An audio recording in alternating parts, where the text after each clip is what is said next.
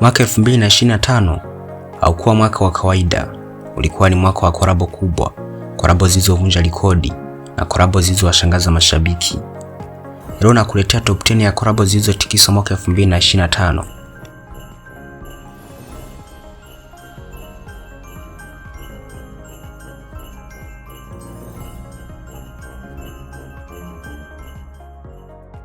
Kolabo ya 10 ni kolabo ya Harmonize feat Ibra, Friend Zone. Kolabo ya kizazi kipya na uzoefu. Ibra akaendelea kujijenga baada ya kuondoka Konde Music Worldwide. Wengi walipenda ujumbe wa wimbo, wengine walitarajia zaidi kutokana na majina yao. Ilipata views nzuri na ilizua mjadala mkubwa kwenye comment. Kwa sasa ina views milioni 2.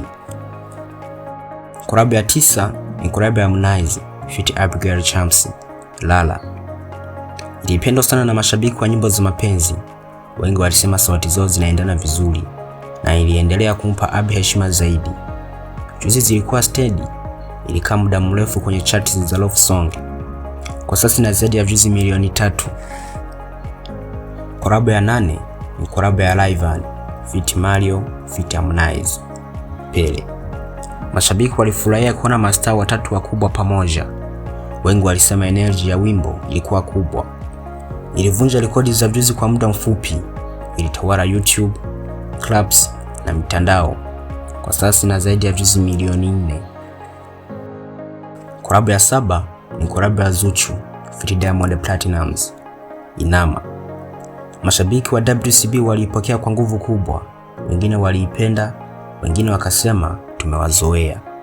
Lakini bado ilipata support kubwa, ilitawala playlist na trending. Ilipata views nyingi sana, ambapo kwa sasa ina views milioni 6. Kolabo ya 6 ni kolabo ya Rayvanny feat Diamond Platnumz feat Khalid Harrison, Nesa Nesa. Mashabiki walifurahia kuona majina makubwa yakikutana. Wengi walisema hii ni kolabo ya hit straight. Ilitawala clubs na mitandao. Views zililipuka ndani ya muda mfupi, ilikaa trending kwa siku kadhaa. Kwa sasa ina zaidi ya views milioni 9, inakaribia kufikisha milioni 10. Kolabo ya 5 ni kolabo ya Zuchu feat D-Voice, Ujanizidi. Mashabiki walifurahia kuona D-Voice akipewa spotlight. Wengi walisema Zuchu anamlea vizuri msanii chipukizi. Ilipendwa zaidi na mashabiki wa WCB. Ilifanya vizuri YouTube na TikTok. Views zilipanda polepole lakini kwa uhakika. Kwa sasa ina views milioni 13. Kolabo ya 4 ni kolabo ya Diamond Platnumz feat Bien, Katamu. Mashabiki walipenda mchanganyiko wa bongo na afropop. Wengi waliandika Diamond anaweza kuendana na kila soko. Ilipata reception nzuri sana Kenya. Ilipata views kwa kasi kubwa. Ilizungumzwa sana mitandaoni siku za mwanzo. Kwa sasa ina views milioni 15. Kolabo ya 3 ni kolabo ya Abigail Chams feat Harmonize, Me Too. Mashabiki walishangazwa na uwezo wa Abi. Wengi walisema Harmonize alimpa nafasi nzuri ya kung'ara. Ilimjenga Abi zaidi kama msanii wa kiwango kikubwa. Ilizungumzwa sana kwenye blogs na reaction video. Kwa sasa ina views milioni 30. Kolabo ya pili ni kolabo ya Mario feat Bien, Nairobi. Mashabiki wa Tanzania na Kenya waliipenda sana. Wengi walisema hii ni kolabo ya Afrika Mashariki halisi. Sauti ya Bien ilipewa sifa kubwa kwenye comment. Ilipata views nyingi sana nje ya Tanzania.